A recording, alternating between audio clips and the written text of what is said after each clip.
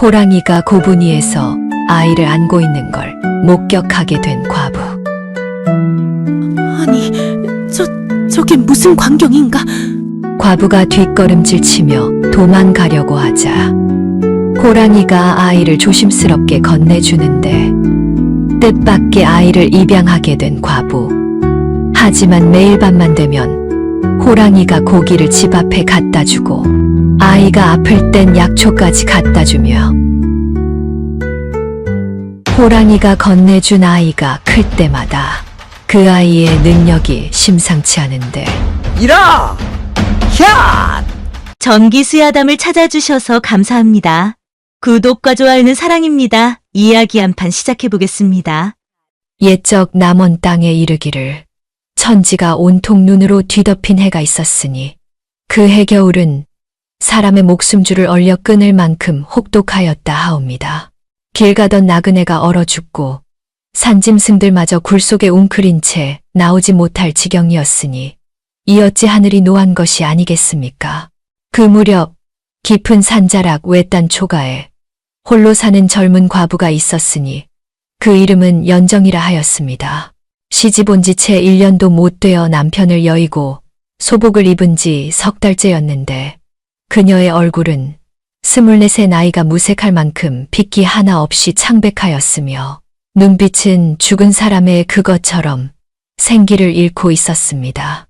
사람들은 그녀를 보며 혀를 차고는 저 모양으로 이 겨울을 넘기겠느냐 수군거렸으되 연정은 그런 말들이 귀에 들어오지도 않았습니다. 그날도 연정은 소복 차림으로 산길을 올랐습니다. 남편의 묘를 찾아간다는 명분이었으나 그녀의 마음속 깊은 곳에는 다른 생각이 자리하고 있었지요.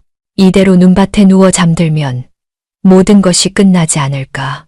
추위도, 외로움도, 이 가슴을 도려내는 슬픔도, 살아야 할 이유를 찾지 못한 여인의 발걸음은 무겁고도 느렸으며 눈보라가 그녀의 치마폭을 휘감아도 그저 묵묵히 걸어갈 뿐이었습니다. 각설하고 산길이 깊어질수록 눈은 더욱 거세게 내렸고 하늘과 땅의 경계가 흐려져 어디가 길인지조차 분간하기 어려워졌습니다. 연정이 휘청거리며 나무에 기대어 숨을 고르고 있을 때였습니다. 눈보라 사이로 희미하게 들려오는 소리가 있었으니 그것은 짐승의 울음소리가 아니라 사람 아기의 울음소리였습니다. 응애 응애. 처음에는 귓전에 맴도는 환청이라 여겼습니다. 이런 깊은 산 중에 그것도 목숨을 앗아갈 듯한 눈보라. 속에 어찌 아기가 있을 수 있겠습니까? 허나 그 소리는 점점 더 또렷해졌고 마치 연정을 부르는 듯 애절하게 울부짖었습니다. 연정은 무언가에 이끌리듯 소리가 나는 쪽으로 발을 옮겼고 눈 덮인 덤불을 헤치고 나아가자 그녀의 눈앞에 기이한 광경이 펼쳐졌습니다. 그곳에는 갓 흙을 돋운 듯 아직 봉분의 흙이 마르지 않은 새 무덤이 하나 있었는데 그 무덤 위에 집채만 한 호랑이 한 마리가 웅크리고 앉아 있었습니다. 호랑이의 등에는 눈이 하얗게 쌓여 마치 바위처럼 보였고 그 거대한 몸집에서 뿜어져 나오는 기운은 살아있는 모든 것을 압도하기에 충분하였습니다. 연정은 그 자리에서 다리에 힘이 풀려 주저앉았고 손으로 입을 틀어막고는 숨조차 제대로 쉬지 못하였습니다. 아, 이제 나는 죽었구나. 호랑이 밥이 되는구나. 허나 세상 일이란 게 참으로 기묘하지 않습니까? 호랑이는 연정을 보고도 으르렁거리지 않았으며 다만 천천히 고개를 들어 그녀를 물끄러미 바라볼 뿐이었습니다. 그 눈은 맹수의 노란 안광이 아니라 깊고 슬픈 검은 빛을 띠고 있었으며 마치 무언가를 간절히 호소하는 듯한 물기가 어려 있었습니다. 그리고 호랑이의 입가에는 피 한 방울 묻어 있지 않았고 다만 차가운 겨울바람 속에서 하얀 입김만이 서려 나올 뿐이었습니다. 그때였습니다. 호랑이의 품속, 정확히는 앞발과 배 사이에서 작고 하얀 무언가가 쑥 튀어나왔으니 그것은 다름 아닌 아기의 손이었습니다. 연정은 숨이 있는 줄 알았습니다. 호랑이는 자신의 두툼한 배털 속에 아기를 파묻고 턱으로 아기의 머리를 감싸 바람을 맞고 있었던 것입니다. 아기가 칭얼거리며 몸을 비틀자 호랑이는 본능적으로 거친 혀를 내밀어 핥으려 하다가 멈칫하였습니다. 자신의 까칠까칠한 혀가 아기의 연한 살을 상하게 할까봐 대신 따뜻한 콧김을 아기의 얼굴 가까이 불어넣어 주었습니다. 이 광경을 지켜보던 연정은 깨달았습니다. 저 무서운 짐승은 아기를 잡아먹으려는 게 아니라 온 힘을 다해 살리려 하고 있다는 것을 말입니다. 무덤 위에 앉아 자신의 체온으로 아기를 데우고 눈보라를 온몸으로 막아주며 밤새도록 그렇게 지키고 있었던 것이 아니겠습니까? 연정의 가슴 속 깊은 곳에서 무언가가 뜨겁게 치밀어 올랐습니다. 죽고 싶어 산에 올라온 여인의 얼어붙은 심장이 짐승의 모성애 앞에서 조금씩 녹아내리기 시작하였습니다. 그때 호랑이와 연정의 눈이 마주쳤습니다. 호랑이는 천천히 앞발을 움직여 품속의 아기를 연정 쪽으로 슥 밀어주었습니다. 그 동작은 마치 이렇게 말하는 듯 하였지요. 나는 짐승이라 젖도 없고 옷도 없어. 더는 이 아이를 살릴 수가 없소. 부디 이 아이를 거두어 주시오. 제발. 호랑이의 눈에서 맺힌 이슬이 떨어져 눈밭에 조그마한 구멍을 만들었고 연정은 그제야 떨리는 몸을 일으켜 조심스럽게 다가갔습니다. 네, 내가 데려가도 되겠습니까? 연정이 떨리는 목소리로 물었으되 호랑이는 대답 대신 고개를 한번 끄덕이는 듯한 동작을 보였습니다. 연정은 두 손을 내밀어 아기를 조심스럽게 안아들었습니다. 아기의 몸은 호랑이의 체온 덕분에 놀랍도록 따뜻하였고 작은 심장이 콩닥콩닥 뛰는 것이 손바닥에 고스란히 느껴졌습니다. 아기의 얼굴은 추위에 시달린 흔적 없이 발그레하였으며 포대기는 낡고 해졌으나 아기만큼은 온전하였습니다. 연정이 아기를 품에 꼭 앉아 호랑이는 마침내 일어섰습니다. 거대한 몸집이 천천히 움직이며 무덤가로 다가가더니 그 무덤 앞에 머리를 쿵 하고 박았습니다. 마치 마지막 작별을 고하는 듯 무덤 속에 누운 누군가에게 인사를 올리는 듯한 모습이었습니다. 그리고는 뒤도 돌아보지 않고 눈보라 속으로 걸어 들어가 사라져 버렸습니다. 하얀 눈밭 위에 남은 것은 호랑이의 커다란 발자국과 눈물이 떨어져 만든 작은 구멍들 뿐이었습니다. 연정은 품속의 아기를 내려다보았습니다.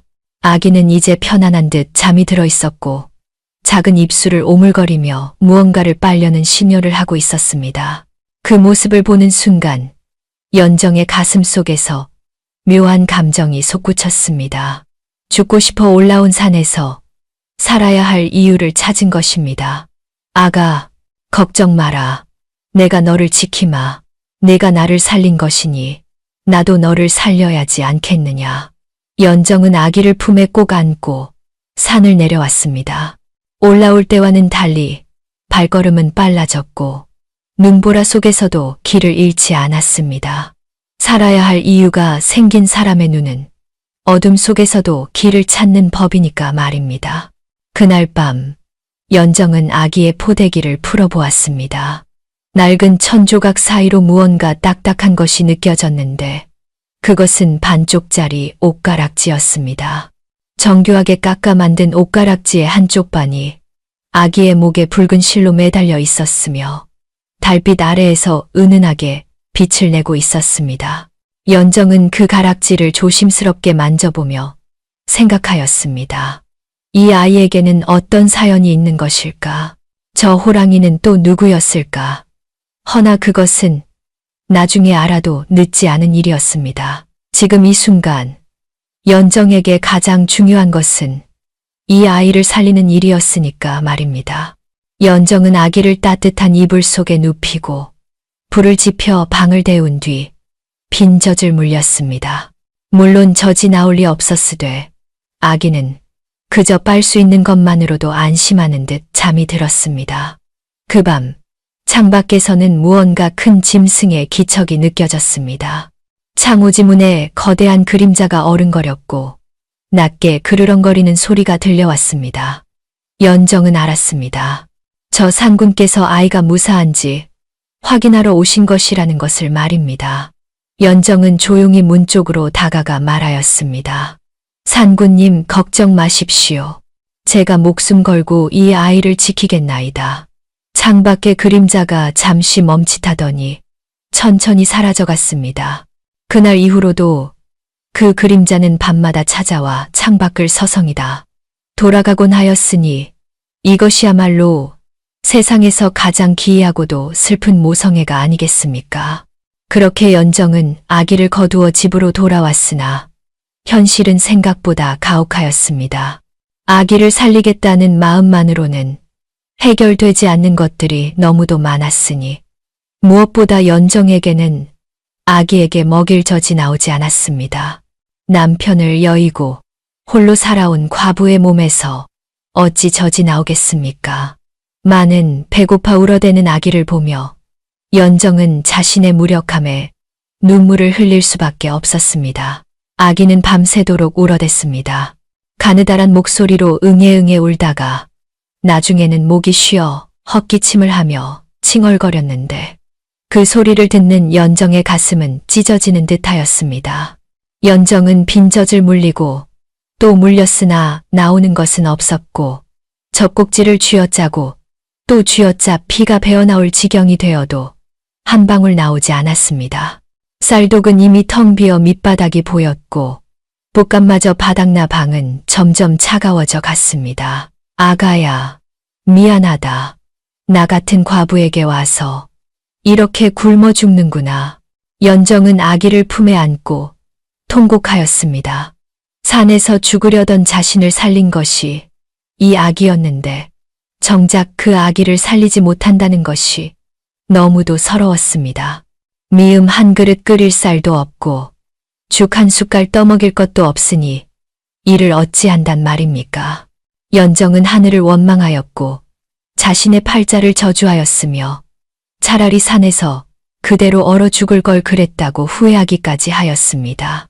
각설하고 그날 새벽이었습니다. 동이 트기 전 가장 어두운 시각에 마당에서 쿵 하는 둔탁한 소리가 들려왔습니다. 연정은 혹시 늑대나 살개시가 들어온 것이 아닌가 싶어 낫을 들고 떨리는 손으로 문을 열었습니다. 그런데 마루 앞에는 놀라운 것들이 놓여 있었으니 아직 온기가 남아 김이 모락모락 나는 산토끼 2마리와 흙이 묻은 채로 뽑힌 귀한 산삼 한 뿌리였습니다. 연정은 그 자리에 주저앉아 눈물을 흘렸습니다. 하얀 눈밭에는 선명하게 찍힌 호랑이의 발자국이 마당 끝까지 이어져 있었고 그 발자국을 따라가 보니 담장 너머 숲속으로 사라지고 있었습니다. 연정은 깨달았습니다. 저 상군께서 아기가 굶어 죽을까봐 먹을 것을 물어다 주신 것이라는 것을 말입니다. 짐승이 사람보다 더 인정이 있고 어미의 마음은 사람이나 짐승이나 다르지 않다는 것을 그제야 알았습니다. 상군님, 고맙습니다. 정말로 고맙습니다. 연정은 숲을 향해 절을 올렸습니다. 그리고 서둘러 토끼를 손질하고 산삼을 달여 아기에게 먹였습니다.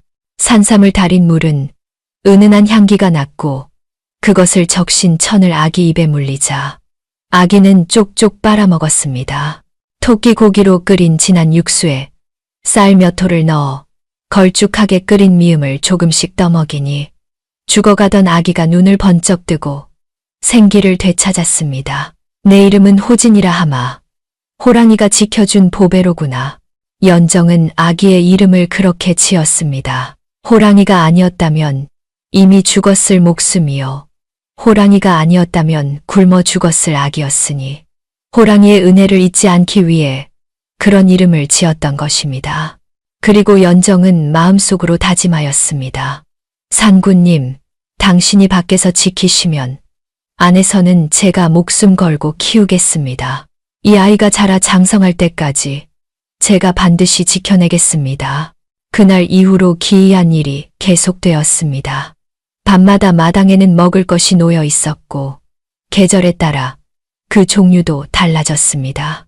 봄이 오자 연한 산나물 한 보따리가 문 앞에 놓여 있었고 여름이 되니 싱싱한 산딸기와 벌집에서 떼어낸 꿀이 나타났으며 가을이 오자 살진 층과 작은 멧돼지가 마당에 놓여 있었습니다. 마을 사람들은 이를 신기하게 여기며 수군거렸습니다.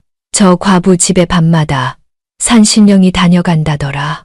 나이든 아낙네가 그렇게 말하자 옆집 사내가 고개를 끄덕이며 맞장구를 쳤습니다. 아무래도 저 아기가 범상치 않은 것 같아. 산신령의 자식인가 보다. 사람들은 그렇게 말하며 연정의 집을 신성시하였고 함부로 가까이 가려들지 않았습니다. 허나 연정은 알고 있었습니다.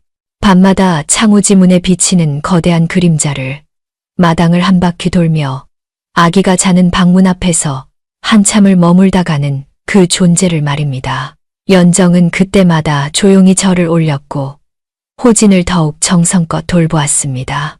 세월은 흘러 호진이 7살이 되던 해 겨울이었습니다. 한겨울 찬바람이 매섭게 불던 어느 날 호진이 갑자기 열병을 앓기 시작하였습니다. 온몸이 불덩이처럼 뜨거워지고 헛소리를 하며 몸부림치는데 연정은 정신이 아득해졌습니다. 마을 약방은 너무 멀었고 이 눈보라 속에서 아이를 업고 갈 수도 없는 노릇이었습니다. 연정은 찬물 적신 수건으로 호진의 이마를 식히며 울먹였습니다. 아가야, 정신 차려라. 제발 정신 차려. 그날 밤, 밖에서는 평소보다 더 거칠게 뭔가를 긁어대는 소리가 들렸습니다. 드득드득, 문짝이 떨어져 나갈 듯 거친 소리였는데 연정이 떨며 문을 열자 거기에는 한겨울에 구하기 힘든 약초 다발이 놓여 있었습니다. 만병초와 천마, 그리고 이름 모를 귀한 약초들이었는데 그것들은 모두 아직 뿌리에 흙이 묻은 채로 뽑혀 있었습니다. 눈밭에는 호랑이의 발자국이 어지럽게 찍혀 있었고 어디선가 낮게 그르렁거리는 소리가 들려왔습니다. 연정은 얼른 약초를 집어들고 문을 조금 더 열었습니다. 그러자 어둠 속에서 커다란 호랑이의 형체가 어렴풋이 보였고 그 호랑이는 연정의 집을 향해 고개를 숙이고 있었습니다. 연정은 떨리는 목소리로 말하였습니다. 산군님, 감사합니다. 이 은혜를 어찌 갚아야 할지 모르겠습니다. 호랑이는 대답 대신 한참을 그 자리에 서서 안을 바라보고 있었습니다. 아픈 호진의 가느다란 숨소리를 듣고 있는 듯하였고 연정이 문을 닫으려 하자 그제야 천천히 몸을 돌려 어둠 속으로 사라졌습니다. 연정은 밤새 약초를 다려 호진에게 먹였고 새벽녘이 되자 호진의 열이 가라앉기 시작하였습니다. 그렇게 호랑이의 고기와 산삼을 먹고 위험할 때마다 약초를 먹으며 자란 호진은 10살이 넘어서자 또래보다 머리 하나는 더 큰 아이가 되었습니다. 골격이 장대하고 힘이 세어 장작을 패는 것도 어른 못지 않았으며 눈빛은 형형하여 마치 산짐승 같다는 말을 들었습니다. 마을 사람들은 호진을 보며 고개를 가웃거렸습니다. 저 아이 눈빛 좀 봐라. 보통 아이 같지 않아. 장터에서 만난 아낙네들이 그렇게 수군거리자 곁에 있던 사내가 고개를 끄덕이며 말하였습니다. 산신령의 아들이라더니 정말 범상치 않구만. 사람들의 수군거림 속에서도 호진은 씩씩하게 자라났습니다. 연정은 그런 아들을 보며 뿌듯해하면서도 한편으로는 걱정이 되었습니다. 저렇게 크고 힘이 센 아이가 세상에 나가면 어떤 일을 겪게 될까? 사람들이 함부로 대하지는 않을까 하는 걱정이었습니다. 허나 그것은 아직 먼 훗날의 일이었고 지금은 그저 아들이 건강하게 자라주는 것만으로도 감사할 따름이었습니다. 밤마다 찾아오던 호랑이의 그림자는 호진이 10살이 넘어서자 조금씩 뜸해지기 시작하였습니다. 이제는 한 달에 한 번 혹은 2달에 한 번 꼴로 먹을 것이 놓여 있었고 그마저도 예전만큼 자주는 아니었습니다. 연정은 알았습니다. 이제 아이가 컸으니 스스로 살아갈 수 있다고 여기신 것이라는 것을 말입니다. 그렇게 10년 세월이 흘렀고 호진은 어느덧 15이 되어 청년의 모습을 갖추기 시작하였습니다. 호진이 15살이 되던 해 그의 외모는 마을에서 화제가 되었습니다. 산삼과 멧돼지 고기를 먹고 자란 탓인지 또래보다 머리 하나 더 컸으며 골격이 장대하여 어른 못지 않았고 눈매는 형형하여 마치 산중 맹수 같다는 말을 들었습니다. 어른들이 들어야 할 통나무를 혼자서도 거뜬히 들어 올릴 만큼 힘이 장사였으니 이 어찌 범상한 아이라 하겠습니까? 허나 그런 남다른 외모와 힘은 호진에게 축복이 아니라 저주가 되었습니다. 마을 사람들은 호진을 두려워하면서도 뒤에서는 온갖 말들을 쏟아냈고 같은 또래 아이들의 부모들은 자식들에게 호진을 가까이 하지 말라고 경고하였습니다. 저놈 눈빛 좀 봐라. 짐승 같지 않으냐. 우물가에서 만난 아낙네가 그렇게 수근거리자 옆에 있던 사내가 고개를 끄덕였습니다. 산에서 주워온 자식이라 근본을 알 수 없다지. 호진은 그런 말들을 들을 때마다 가슴이 답답하고 억울하였으나 어머니 연정을 생각해서 꾹 참았습니다. 어머니는 자신을 키우느라 평생을 고생하셨는데 자신 때문에 또 마을에서 손가락질밖에 할 수는 없었던 것입니다. 각설하고 그날은 장날이었습니다. 호진은 사흘 동안 해놓은 나무 한 짐을 지고 장터로 향하였으며 구석진 자리에 나무를 내려놓자 지나가는 사람들을 기다렸습니다. 그때 마을의 왈패들 서너시 호진을 발견하더니 걸어왔는데 그중 우두머리 격인 쇠돌이가 호진의 나무를 발로 차며 비웃었습니다. 이게 뭐야? 이딴 마른 나무를 누가 사겠다고 여기 갖다 놨어? 호진은 꾹 참으며 고개를 숙였습니다.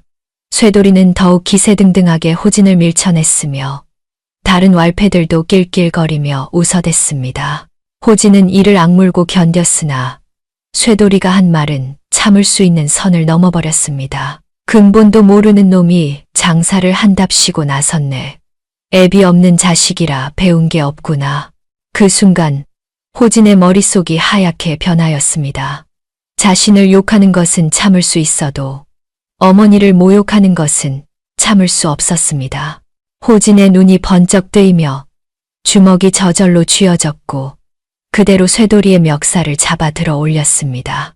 지금 뭐라 했느냐? 한 번 더 말해보거라. 쇠돌이는 공중에 붕 떠서 다리를 버둥거렸고 다른 왈패들이 덤벼들었으나 호진의 힘은 그들 모두를 압도하였습니다. 호진이 쇠돌이를 땅바닥에 내동댕이 치자 나머지 왈패들도 하나씩 밀쳐냈으며 그들은 모두 나가 떨어지며 비명을 질렀습니다. 장터에 사람들이 모여들었고 호진은 헐떡이며 주먹을 부들부들 떨고 있었습니다. 그런데 문제는 그 다음이었습니다. 쓰러진 왈패들을 본 어른들이 호진을 나무라기 시작한 것입니다. 저것 봐라. 과부 아들이라 성정이 포악하다니까. 장터 한쪽에서 나이든 사내가 그렇게 소리치자 다른 아낙네가 혀를 차며 거들었습니다. 아무리 그래도 장터에서 주먹질을 하다니 저것이 사람이냐 짐승이냐. 호진은 억울하였습니다. 먼저 시비를 건 것은 쇠돌이였고 어머니를 모욕한 것도 그들이었건만 정작 잘못한 사람들은 쓰러져 있고 자신만 손가락질을 받고 있었습니다. 호진은 입을 열어 항변하려 하였으나 사람들의 따가운 시선에 말문이 막혔습니다. 결국 호진은 나무도 팔지 못한 채 장터를 떠날 수밖에 없었습니다. 집으로 가는 길, 호진의 발걸음은 무거웠습니다. 어머니께 뭐라 말씀드려야 할지, 또 어머니가 이 소문을 들으시면 얼마나 가슴 아파하실지 생각하니 눈앞이 캄캄하였습니다. 그렇게 터벅터벅 걷다 보니 어느새 집이 아닌 산길로 접어들고 있었으며 호진은 자신도 모르게 산으로 향하고 있었던 것입니다. 깊은 산속으로 들어갈수록 호진의 마음은 조금씩 진정되었습니다. 사람들의 수군거림도 따가운 시선도 여기에는 없었으니까요. 호진은 걷고 또 걸어 어느덧 제일 처음 발견되었던 그 무덤가 근처까지 오게 되었습니다. 큰 바위 위에 올라앉아 하늘을 바라보니 가슴 속에 맺혔던 것들이 터져 나오려 하였습니다. 왜 나는 아버지가 없습니까? 왜 사람들은 나를 짐승 보듯 합니까? 호진은 하늘을 향해 울먹이며 물었으나 대답은 돌아오지 않았고 그저 바람만이 쓸쓸하게 불어올 뿐이었습니다. 호진은 바위에 이마를 대고 서럽게 울었습니다. 자신이 잘못한 것도 아니고 어머니께서 잘못하신 것도 아닌데 왜 이렇게 살아야 하는지 알 수가 없었습니다. 그때 숲속에서 부스럭거리는 소리가 들려왔습니다. 호진이 고개를 드니 거대한 호랑이 한 마리가 천천히 나타나 바위 아래에 앉았고 호진은 놀라 몸을 움츠렸으나 이상하게도 공포심이 들지 않았습니다. 그 호랑이는 으르렁거리지도 않았으며 다만 조용히 호진을 바라보고 있을 뿐이었습니다. 호랑이의 눈은 노랗게 빛나는 맹수의 눈이 아니라 깊고 슬픈 검은 빛을 띠고 있었고 호진은 어디선가 본 듯한 그 눈빛에 묘한 친근감을 느꼈습니다. 10년 넘게 창호지 문 너머로 느껴졌던 그 존재가 바로 이 호랑이라는 것을 본능적으로 알아차렸습니다. 호랑이는 가만히 꼬리를 탁 바닥에 치며 마치 울지 말라고 괜찮다고 달래는 듯하였습니다. 호진은 조금씩 긴장이 풀리며 눈물을 닦았습니다. 사람들은 자신을 짐승 같다고 무시하였건만 정작 이 짐승은 자신을 위로해주고 있었습니다. 호진은 용기를 내어 천천히 손을 뻗어 호랑이의 거친 앞발에 손을 얹었고 호랑이는 피하지 않았으며 따뜻한 체온이 호진의 손바닥으로 전해졌습니다. 당신은 누구십니까? 호진이 떨리는 목소리로 물었으나 호랑이는 한참을 바라보다가 일어나 숲으로 돌아갔으며 사라지기 전 한 번 뒤를 돌아보았습니다. 마치 다시 오라고 언제든 여기 있겠다고 말하는 듯한 눈빛이었습니다. 산을 내려오는 호진의 마음은 올라올 때와는 달랐습니다. 여전히 가슴은 답답하였으나 적어도 자신을 이해해주는 존재가 있다는 것을 알았으니까요. 그날 이후로 호진은 답답할 때마다 그 바위를 찾아갔으며 그곳에 가면 때로는 호랑이를 만나기도 하고 때로는 만나지 못하기도 하였으나 마음이 편안해졌습니다. 사람들에게는 말하지 못하는 서러움과 외로움을 호진은 그 호랑이에게 털어놓았고 호랑이는 한마디 대답도 하지 않았으나 그 침묵이 때로는 어떤 위로의 말보다 더 큰 힘이 되었습니다. 그 무렵 고을에 새로운 현감이 부임하였으니 그의 이름은 이기탁이라 하였습니다. 이 자는 출세욕이 강한 인물로 어떻게든 조정의 이름을 알려 벼슬길을 올라가고자 혈안이 되어 있었습니다. 부임한 지 석 달째 되던 날 이기탁은 관아의 서리를 불러 물었습니다. 이 고을의 조정에 진상할 만한 귀한 물건이 무엇이 있느냐? 서리가 머뭇거리다 대답하였습니다. 이 고을은 산중이라 별다른 특산물이 없사옵니다. 다만 깊은 산속에 집채만 한 호랑이가 산다는 소문이 있사옵니다. 이기탁의 눈이 번쩍 빛났습니다. 호랑이 가죽, 그것도 큰 호랑이의 가죽이라면 조정에 진상하기에 더없이 좋은 물건이 아니겠습니까? 이기탁은 즉시 고을의 포수들을 불러 모으라 명하였고 큰 호랑이를 잡는 자에게는 후한상을 내리겠다고 방을 붙였습니다. 허나 마을의 늙은 포수들은 고개를 저었습니다. 그 호랑이는 사람을 해친 적이 없으며 오히려 산을 지키는 산군이라 함부로 건드려서는 안 된다는 것이었습니다. 이기탁은 그런 말을 듣자 비웃으며 말하였습니다. 어리석은 것들 같으니 짐승을 신으로 떠받들다니. 그러니 이 고을이 발전하지 못하는 것이다. 각설하고 며칠이 지난 어느 날이었습니다. 산에서 약초를 캐던 마을의 박씨, 노인이 시체로 발견되었으니 발을 헛디뎌 벼랑 아래로 떨어진 것으로 보였습니다. 시신에는 바위에 부딪힌 상처가 있었으며 주변에는 멧돼지 발자국도 어지럽게 찍혀 있었습니다. 마을 사람들은 불행한 사고라 여기며 장례를 치르려 하였으나 이기탁은 달랐습니다. 이기탁은 시신을 보자마자 호통을 쳤습니다. 이것이 어찌 사고라 하느냐. 이는 분명 호랑이가 사람을 잡아먹은 것이다. 마을의 이장이 고개를 저으며 말하였습니다. 나으리, 그 호랑이는 사람을 해친 적이 없사옵니다. 이는 그저 발을 헛디뎌 닥치거라. 내 놈이 현감인가? 내가 현감인가? 식인 호랑이가 사람 맛을 보았으니 이제 마을 전체가 위험하다. 당장 저 흉물을 잡아 가죽을 벗겨야 한다. 이기탁은 그렇게 소리를 지르며 호랑이 토벌을 명하였고 마을 사람들은 공포에 떨기 시작하였습니다. 실제로 호랑이가 사람을 해쳤는지는 중요하지 않았습니다. 현감이 그렇다고 하였으니 백성들은 그것을 믿을 수밖에 없었던 것입니다. 관아 앞에 방이 붙었습니다. 식인 호랑이를 잡는 자에게 은자 100냥을 내리노라.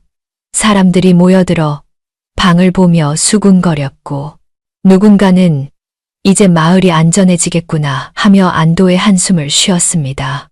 허나 그 광경을 본 호진은 참을 수가 없었습니다. 호진은 사람들을 해치고 나가 방을 찢어버렸습니다. 사람들이 깜짝 놀라 뒤로 물러섰고 호진은 소리쳤습니다. 아닙니다. 그 호랑이는 범인이 아닙니다. 사람들이 웅성거렸습니다. 호진은 떨리는 목소리로 계속 말하였습니다. 그분은 사람을 해치지 않습니다. 제가 곁에 있어 봤습니다. 그분은 우리를 지켜주는 산군입니다. 순간 장내가 조용해졌다가 이내 사람들의 비웃음이 터져 나왔습니다. 저놈이 미쳤구나. 짐승 편을 들다니. 장터에 나왔던 쇠돌이가 그렇게 소리치자 옆에 있던 사내가 고개를 끄덕이며 맞장 굳혔습니다. 과부 아들이라 사람보다 짐승과 더 친하나 보지. 호진은 억울하고 분하였으나 사람들의 비웃음과 손가락질 속에서 더 이상 말을 이어갈 수가 없었습니다. 그때 관아의 문이 열리며 이기탁이 나타났고 포졸들이 호진을 잡아 끌었습니다. 관아 안으로 끌려간 호진은 이기탁 앞에 무릎을 꿇어야 했습니다. 이기탁은 비릿하게 웃으며 호진을 내려다보았습니다. 내 놈이 호랑이 편을 든다는 것은 내 놈이 호랑이의 위치를 알고 있다는 뜻이로구나. 호진이 고개를 들어 이기탁을 똑바로 쳐다보았습니다. 소인은 그저 억울한 짐승을 지키고자 할 뿐입니다. 억울한 짐승이라고. 허허, 기가 막히는구나. 좋다. 내 놈이 그렇게 짐승을 아낀다면 호랑이가 어디 있는지 말하여라. 그러면 살려주마. 호진은 입을 굳게 다물었습니다. 이기탁의 눈빛이 차갑게 변하더니 포졸들에게 명하였습니다. 저놈을 쳐라. 입을 열 때까지 매질하라. 곤장이 호진의 등을 내리쳤습니다. 한 대, 두 대, 세 대. 살이 터지고 피가 흘러내렸으나 호진은 끝끝내 입을 열지 않았습니다. 무덤가의 위치를, 호랑이가 있는 곳을 말하지 않았습니다. 이기탁은 점점 화가 치밀어 올랐고 더욱 세게 치라고 명하였습니다. 호진은 신음을 삼키며 이를 악물었습니다. 머릿속에는 호랑이의 모습이 떠올랐습니다. 자신을 위로해 주던 그 따뜻한 눈빛, 아무 말 없이 곁에 있어 주던 그 존재를 배신할 수는 없었습니다. 차라리 자신이 죽는 한이 있어도 호랑이를 죽게 할 수는 없었습니다. 20대의 곤장을 맞고 나서야 호진은 풀려났습니다. 등은 갈기갈기 찢어져 피범벅이 되었고 제대로 걷지도 못할 지경이었습니다. 호진은 비틀거리며 관아 밖으로 나왔고 산 쪽을 바라보며 속으로 외쳤습니다. 도망가세요. 제발 멀리 도망가세요. 허나 이기탁은 호진을 풀어주며 비열하게 웃고 있었습니다. 그는 포졸들에게 은밀히 명하였습니다. 저놈을 감시하라. 저놈이 결국 호랑이를 부를 것이다. 그 때를 놓치지 마라. 이기탁의 계획은 간단하였습니다. 호진을 미끼로 쓰는 것입니다. 저렇게 매를 맞고 다친 아이를 호랑이가 그냥 두고 보지 않을 것이라 여긴 것입니다. 호진은 자신이 미끼가 될 것이라는 사실을 알지 못한 채 비틀거리며 산 쪽으로 걸어갔습니다. 호진이 매를 맞고 풀려난 지 사흘째 되던 날, 이기탁의 계획이 실행되었습니다. 한밤중에 포졸들이 호진의 집을 급습하여 호진을 끌고 갔으며 연정이 아들을 놓아달라 애원하였으나 포졸들은 들은 척도 하지 않았습니다. 호진은 자루를 뒤집어 쓴 채 어딘가로 끌려갔고 한참을 가다 보니 차가운 바람이 얼굴을 때렸습니다. 산속이었습니다. 자루가 벗겨지자 호진의 눈앞에 펼쳐진 것은 산중턱의 너른 공터였습니다. 달빛 아래 드러난 광경은 참으로 섬뜩하였으니 공터 한가운데에는 굵은 기둥이 박혀 있었고 그 주변으로는 포수들이 조총을 들고 숨어 있었습니다. 이기탁은 말 위에 앉아 비릿하게 웃으며 호진을 내려다보았습니다. 내 놈을 이리 데려온 것은 한 가지 이유 때문이다. 호랑이를 불러내거라. 호진이 고개를 저으며 대답하였습니다. 소인은 호랑이를 부를 수 없습니다. 그래, 그럼 방법을 바꿔야겠구나. 이기탁이 손짓하자 포졸들이 호진을 기둥에 묶었습니다. 밧줄이 몸을 받쳐매어 꼼짝할 수 없게 되었고 호진은 차가운 기둥에 등을 기댄 채 서 있어야 했습니다. 이기탁이 말에서 내려 호진 앞으로 다가왔습니다. 비명을 지르거라. 크게, 아주 크게 말이다. 그러면 내 호랑이 친구가 달려올 것 아니냐? 호진은 입술을 깨물며 고개를 돌렸습니다. 비명을 지르면 호랑이가 올 것이고 호랑이가 오면 저 포수들의 총에 맞아 죽을 것입니다. 차라리 자신이 여기서 죽는 한이 있어도 그런 일은 있을 수 없었습니다. 각설하고 이기탁은 처음에는 협박으로 시작하였습니다. 소리를 지르지 않으면 매질을 하겠다고 으름장을 놓았으나 호진은 입을 굳게 다물었습니다. 이기탁이 화를 내며 포졸에게 명하자 포졸이 회초리를 들어 호진의 다리를 쳤으나 호진은 신음조차 내지 않았습니다. 매질을 10대쯤 맞았을 때 호진의 입술에서는 피가 흘러내렸습니다. 비명이 새어나오지 않도록 입술을 깨물고 있었던 것입니다. 이기탁의 얼굴이 일그러졌습니다. 저렇게 버티면 호랑이가 오지 않을 것이고 호랑이가 오지 않으면 자신의 계획은 수포로 돌아갈 것입니다. 이기탁은 잠시 생각하더니 품속에서 무언가를 꺼내 호진의 발밑에 던졌습니다. 그것은 연정이 늘 신던 꽃신 한 짝이었습니다. 낡았으나 정갈하게 손질되어 있던 그 신발을 호진은 한눈에 알아보았습니다.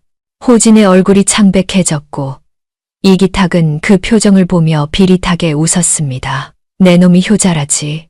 내가 입을 다물고 있는 동안 내 부하들이 지금 내 홀어머니 집으로 가고 있다. 호진의 눈이 커졌습니다. 이기탁은 천천히 걸어가며 말을 이었습니다. 지금 당장 비명을 지르지 않으면 다음에는 신발이 아니라 내 어미의 목을 가져오라고 시키마. 호진의 입술이 파르르 떨렸으나 소리는 나오지 않았습니다. 호진의 머릿속이 하얗게 변하였습니다. 자신의 고통은 참을 수 있었습니다. 매를 맞든 죽든 그것은 견딜 수 있었습니다. 허나 홀로 계신 어머니가 위험하다는 말은 그것만큼은 도저히 참을 수가 없었습니다. 어머니는 자신을 위해 평생을 희생하셨는데 그 어머니가 자신 때문에 해를 입는다면 그것은 죽음보다 더한 고통이었습니다. 안 돼. 호진의 입에서 떨리는 목소리가 새어나왔습니다. 이기탁이 귀를 기울이는 척하며 물었습니다. 뭐라고? 잘 안 들리는구나. 크게 말해보거라. 안 돼. 우리 어머니 건드리지 마. 호진의 외침이 산속에 울려 퍼졌습니다. 이기탁은 만족스러운 표정을 지으며 계속 압박하였습니다. 더 크게. 내 어미가 지금 칼을 목에 대고 있다. 지금 당장 소리를 지르지 않으면 죽는다. 제발, 제발. 우리 어머니는 안 돼. 호진의 이성이 끊어졌습니다. 눈앞이 붉게 변하였고 가슴 속에서 무언가가 터져 나오려 하였습니다. 호진은 하늘을 향해 절규하였습니다. 으아, 오지마, 오지마. 어머니는 안 돼. 그 비명은 고통의 소리가 아니었습니다. 빗발선 분노와 공포와 절망이 뒤섞인 소리였습니다. 산 전체가 울릴 만큼 처절한 외침이었고 그 소리는 바람을 타고 깊은 산속까지 퍼져나갔습니다. 이기탁이 손뼉을 치며 웃었습니다. 그렇지. 바로 그거다. 계속 소리 질러라. 포수들은 긴장한 표정으로 조총을 겨누었고 숨을 죽이며 숲을 주시하였습니다. 호진은 계속 소리를 질렀습니다. 어머니를 살려야 한다는 생각밖에 들지 않았고, 이것이 함정이라는 것도, 자신이 호랑이를 죽음으로 몰아넣고 있다는 것도 알지 못했습니다. 허나 세상 일이란 게 참으로 기묘하지 않습니까? 깊은 산속, 어둠 속 굴 안에 웅크리고 있던 호랑이가 귀를 쫑긋 세웠습니다. 바람을 타고 실려온 소리. 그것은 화약 냄새도 아니고 쇠 냄새도 아닌 저 아이의 비명소리였습니다. 호랑이의 몸이 부르르 떨렸습니다. 함정이었습니다. 공기 중에 진동하는 살기와 화약 냄새, 숨죽인 사람들의 기척이 모두 느껴졌습니다. 가면 죽습니다. 총탄이 기다리고 있고 올가미가 쳐져 있을 것입니다. 허나 저 소리를, 저 절규를 들으니 가슴이 찢어질 듯하였습니다. 저 아이가 죽어가고 있었습니다. 호랑이는 더 이상 생각하지 않았습니다. 앞뒤를 재지 않았습니다. 짐승이든 사람이든 제 새끼를 지키고자 하는 마음 앞에서는 목숨 따위 아무것도 아닌 법이었습니다. 호랑이는 굴을 박차고 뛰쳐나갔으며 어둠을 가르며 호진의 비명소리가 나는 곳을 향해 전력으로 달렸습니다. 숲이 갈라졌습니다. 나뭇가지가 부러지는 소리와 함께 무언가 거대한 것이 다가오는 기척이 느껴졌고 포수들이 긴장하며 총구를 그쪽으로 돌렸습니다. 땅이 울렸습니다. 눈보라를 헤치고 달려오는 거대한 그림자가 점점 가까워졌고 이기탁이 비릿하게 웃으며 중얼거렸습니다. 왔구나. 공터 한복판으로 거대한 호랑이가 뛰어들어왔습니다. 은밀한 사냥이 아니었습니다. 조총을 겨눈 포수들 한복판으로 오직 저 묶여있는 아이를 구하겠다는 일념으로 정면 돌진하였으니 이 어찌 짐승의 행동이라 하겠습니까? 이기탁이 소리쳤습니다. 쏘아라, 쏘아, 탕, 다탕. 빗발치는 총탄이 호랑이를 향해 날아갔습니다. 호랑이의 가죽이 찢기며 피가 솟구쳤건만 호랑이는 아랑곳하지 않았습니다. 총탄을 맞으면서도 달려들어 호진을 묶은 밧줄을 이빨로 물어뜯기 시작하였고 거친 숨을 몰아쉬며 밧줄을 끊고 또 끊었습니다. 어서 쏴! 더 쏴! 포수들이 재장전하며 다시 총을 쏘아대자 호랑이의 등과 옆구리에서 피가 낭자하게 흘렀으나 밧줄을 끊는 것을 멈추지 않았습니다. 드디어 밧줄이 툭 끊어졌고 호진이 기둥에서 풀려나 그대로 주저앉았습니다. 호진은 멍하니 호랑이를 바라보았습니다. 피투성이가 된 호랑이, 자신을 구하기 위해 총탄 세례를 뚫고 온 그 존재를 보는 순간 호진의 눈에서 눈물이 쏟아졌습니다. 왜 오셨습니까? 죽으실 줄 알면서 호랑이는 대답할 수 없었습니다. 다만 호진의 뒷덜미를 입으로 물어 일으키려 하였으나 너무 많은 피를 흘린 탓인지 힘이 빠져 비틀거렸습니다. 포수들이 사방에서 포위망을 좁히며 일제 사격을 준비하더니 이기탁이 승리의 웃음을 터뜨렸습니다. 각설하고 그때였습니다. 호진이 비틀거리는 몸을 일으켜 호랑이 앞을 가로막았습니다. 양팔을 벌려 총구를 마주하며 소리쳤습니다. 쏘지 마시오. 포수들이 당황하여 총구를 낮추자 호진은 떨리는 목소리로 외쳤습니다. 이 호랑이는 나를 살려준 은인이요. 사람을 해친 적 없는 짐승이요. 짐승도 제 새끼를 아끼는데 사람이 어찌 짐승만도 못한 짓을 한단 말이요. 호진의 목소리가 공터에 울려 퍼졌으나 포수들은 어찌할 바를 몰라 주춤거렸습니다. 피투성이 호랑이를 등 뒤에 숨기며 떨고 있는 어린아이의 모습에 차마 방아쇠를 당길 수가 없었던 것입니다. 그러자 이기탁이 노발대발하며 소리쳤습니다. 비켜라. 미친놈이 짐승 편을 들어. 그럼 같이 죽어라. 이기탁이 직접 조총을 뺏어들더니 호진을 향해 겨누며 방아쇠를 당겼습니다. 당! 총성이 울렸고 탄환이 호진의 가슴을 향해 날아왔습니다. 호진이 눈을 질끈 감는 순간 뒤에 있던 호랑이가 호진을 거세게 밀쳐냈습니다. 호진이 옆으로 나뒹굴자 그 자리에 서 있던 호랑이의 가슴팍에 탄환이 박혔습니다. 쿵 하는 둔탁한 소리와 함께 호랑이의 몸이 뒤로 물러났으며 가슴에서 붉은 피가 뿜어져 나왔습니다. 호랑이는 고통스러운 포효를 내질렀건만 그 소리에는 고통보다 안도감이 더 짙게 섞여 있었습니다. 호진이 비명을 질렀습니다. 안 돼, 안 돼. 호진이 기어가 호랑이를 부축하려 하자 호랑이는 고개를 저었습니다. 아직 포수들이 총을 겨누고 있기에 이기탁이 재장전을 명하고 있기에 여기서 주저앉으면 아이와 함께 죽는 것입니다. 호랑이는 마지막 괴력을 쥐어짜내어 당황한 이기탁 일행을 향해 낮게 으르렁거리며 살기를 뿜어냈습니다. 죽음을 각오한 짐승의 마지막 위협이었습니다. 이기탁과 포수들은 그 기세에 눌려 뒷걸음질 쳤고 호랑이는 그 틈을 놓치지 않았습니다. 땅바닥에 나뒹굴고 있는 호진의 뒷덜미를 낚아채자 남은 힘을 다해 눈보라치는 숲속으로 뛰어들었습니다. 저놈들을 쫓아라. 놓치지 마라. 이기탁이 소리쳤으나 포수들은 선뜻 움직이지 못하였습니다. 저 비투성이 호랑이가 마지막 발악으로 무엇을 할지 알 수 없었고 무엇보다 아까 그 소년이 호랑이를 감싸며 외쳤던 말이 귓전에 맴돌았습니다. 사람을 해친 적 없는 짐승이라는 말이 말입니다. 하얀 눈밭 위로 붉은 핏자국이 길게 이어졌습니다. 호랑이는 호진을 물고 달렸고 호진은 호랑이의 입에 매달린 채 울부짖었습니다. 놓으세요. 당신이 죽습니다. 허나 호랑이는 멈추지 않았습니다. 가슴에서 피가 끊임없이 흘러나왔으며 발걸음은 점점 비틀거렸건만 그래도 멈추지 않았습니다.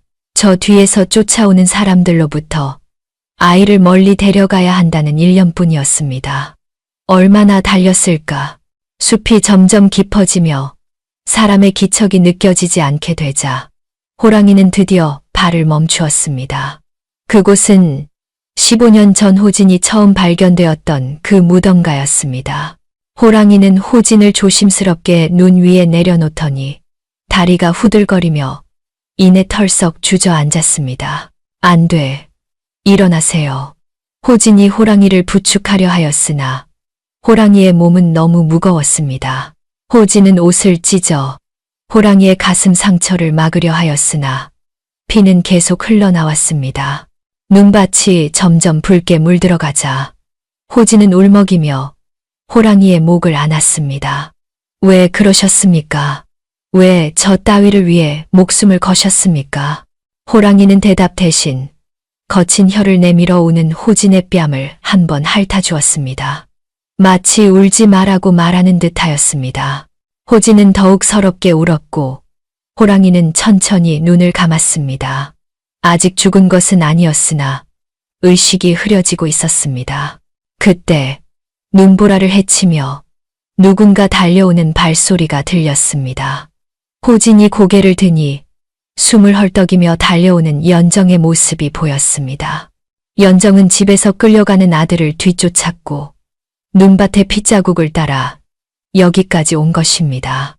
호진아, 연정이 아들을 끌어안으려 하다가 옆에 쓰러져 있는 거대한 호랑이를 보며 그 자리에 멈춰 섰습니다. 피투성이가 된 호랑이와 그 호랑이를 끌어안고 우는 아들의 모습에 연정은 순간 숨이 막혔습니다. 어머니, 어머니, 이분이 저를 구하셨습니다. 호진이 울먹이며 말하자 연정은 천천히 다가가 호랑이를 바라보았습니다. 15년 전 눈 덮인 무덤가에서 호진을 건네주었던 그 호랑이였습니다. 밤마다 창밖을 서성이며 아이를 지켜주었던 그 산군이었습니다. 연정의 눈에서 눈물이 흘러내렸습니다.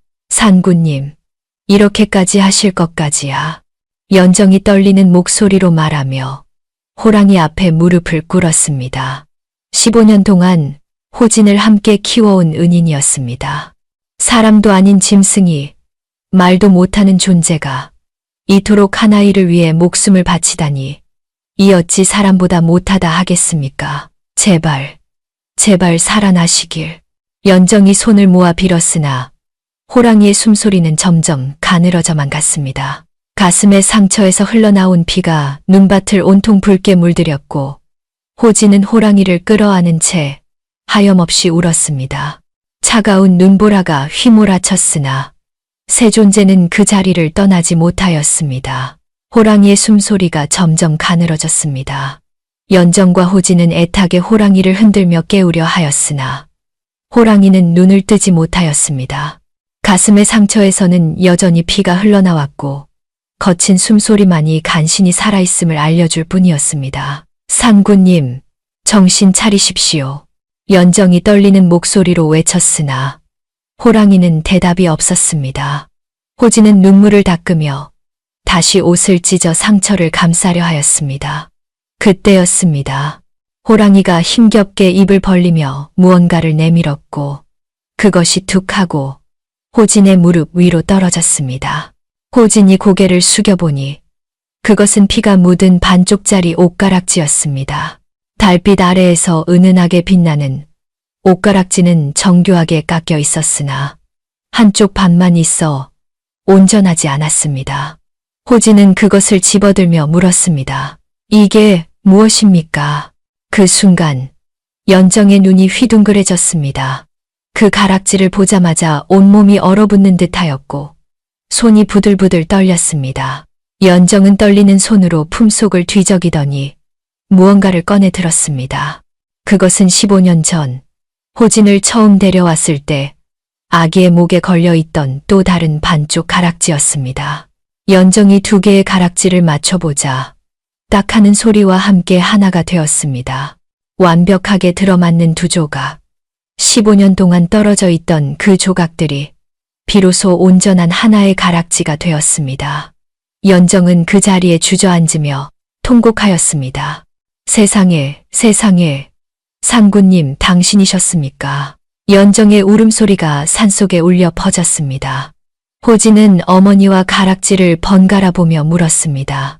어머니, 무슨 말씀이십니까? 이게 대체... 연정이 떨리는 손으로 호진의 손을 잡았습니다.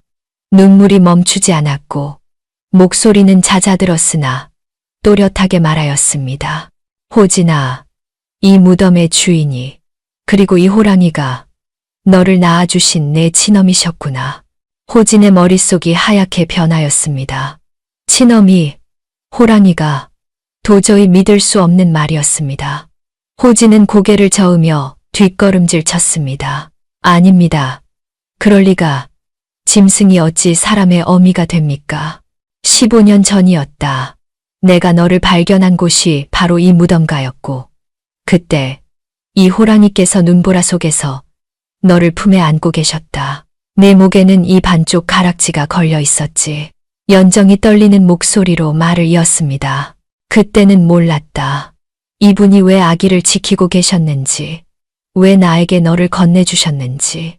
그저 산신령께서 버려진 아이를 불쌍히 여기신 줄로만 알았지. 허나 이제 알겠구나. 이 무덤은, 연정이 옆에 무덤을 바라보며 말하였습니다. 이 무덤은 내 진짜 어미가 사람이었을 적 묻힌 곳이고 이 호랑이께서는 어떤 연유인지는 모르나 짐승의 몸이 되셨어도 제 자식만은 버릴 수 없어 15년을 지켜오신 것이로구나. 호진은 그 말을 듣자마자 호랑이를 바라보았습니다. 쓰러져 있는 호랑이의 얼굴, 그 깊고 슬픈 눈빛을 보는 순간 모든 것이 이해되었습니다. 왜 이 호랑이가 자신을 그토록 지켜주었는지, 왜 목숨을 걸고 구하러 왔는지, 왜 자신을 대신해 총탄을 맞았는지 말입니다. 어머니, 어머니, 호진이 무릎으로 기어가 호랑이의 목을 끌어안았습니다. 눈물이 비 오듯 쏟아졌고 목소리는 떨렸습니다. 그것도 모르고 저는 짐승이라 불렀습니다.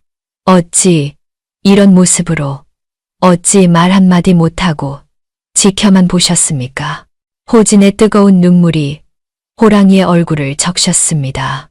호랑이는 천천히 눈을 떴고 그 눈에는 말할 수 없는 슬픔과 사랑이 가득 담겨 있었습니다. 호랑이는 마지막 힘을 쥐어짜며 거친 혀를 내밀어 우는 호진의 볼을 한 번 더 핥아주었습니다. 울지 마라, 내 새끼야. 이제 네가 누구의 아들인지 알았으니 어미는 그것으로 족하다. 호랑이는 말할 수 없었으나 그 눈빛이 모든 것을 말하고 있었습니다.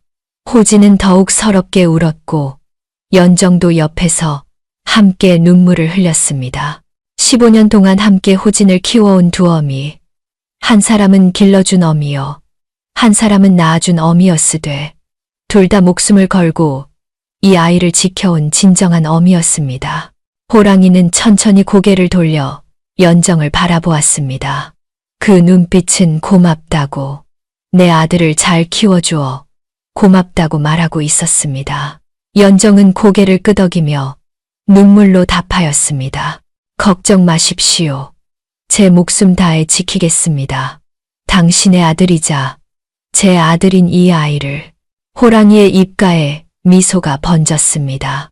사람이 웃는 것처럼 입꼬리가 살짝 올라갔고 그 표정에는 평온함이 깃들어 있었습니다. 15년을 기다렸습니다. 제 자식이 누구의 아들인지 알게 되는 이 순간을 말입니다. 호랑이는 마지막으로 호진을 바라보았습니다. 그리고 천천히, 아주 천천히 눈을 감았습니다. 거친 숨소리가 점점 작아지더니 이내 뱉었습니다. 호랑이의 고개가 툭 떨어져 눈 위에 닿았고 산속엔 호진의 통곡 소리만 울려 퍼졌습니다. 어머니, 어머니, 가지 마십시오. 허나 호랑이는 더 이상 대답하지 않았습니다. 눈보라가 휘몰아쳐 호랑이의 몸 위로 하얀 눈송이가 내려앉았고 그 모습은 마치 처음 호진을 품에 안고 있던 15년 전 그날처럼 고요하고 평화로웠습니다.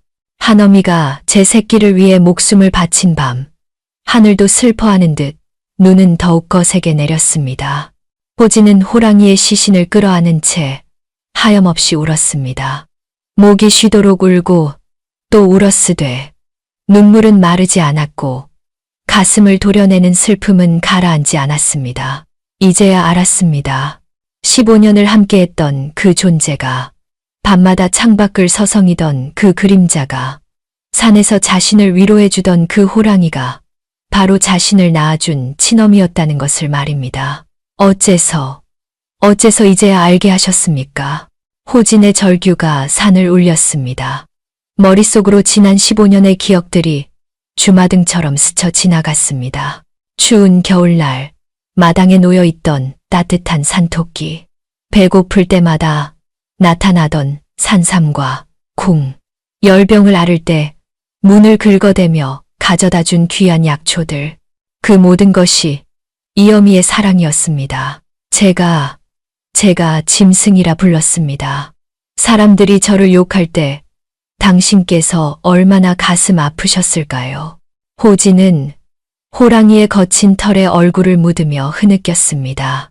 바위 위에서 자신이 서럽게 울 때 곁에 앉아 꼬리를 치며 위로해주던 그 모습이 떠올랐습니다. 그때 호랑이의 눈빛에서 본 것은 단순한 동정이 아니라 제 자식을 안타까워하는 어미의 마음이었던 것입니다. 장터에서 사람들이 저를 애비 없는 자식이라 욕할 때 당신께서는 어디선가 그 소리를 들으셨겠지요. 말도 못하시고 사람의 모습도 아니라 나타나지도 못하시고 얼마나 속이 타들어가셨을까요? 호진의 목소리는 점점 작아져 갔으나 그 안에 담긴 슬픔은 더욱 깊어졌습니다. 연정도 옆에서 함께 눈물을 흘렸습니다. 15년 동안 이 아이를 키우며 밤마다 창밖을 서성이던 그 존재가 얼마나 안타까웠을지 이제야 알 수 있었습니다. 산구님, 아니, 호진의 친어미시여.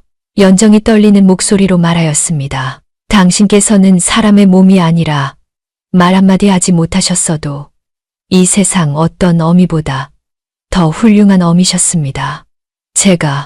제가 호진을 잘 키웠는지 모르겠으나 당신만큼은 못했을 것입니다.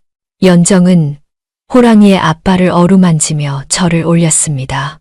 함께 한 아이를 키운 동료 어미에게, 그리고 목숨을 바쳐 아들을 지킨 진정한 어미에게 바치는 절이었습니다. 눈은 계속 내렸고 호랑이의 몸 위로 하얀 눈송이가 소복이 쌓여갔습니다.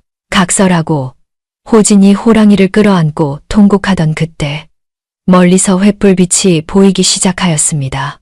눈보라를 헤치며 사람들이 다가오는 소리가 들렸고 이내 이기탁과 포수들이 무덤가에 나타났습니다. 이기탁은 쓰러진 호랑이를 보자 눈을 번쩍 뜨며 입가에 비릿한 웃음을 띄었습니다. 찾았다. 드디어 찾았어. 이기탁이 말에서 내려 호랑이에게 다가가려 하자 호진이 벌떡 일어나 그 앞을 막아섰습니다.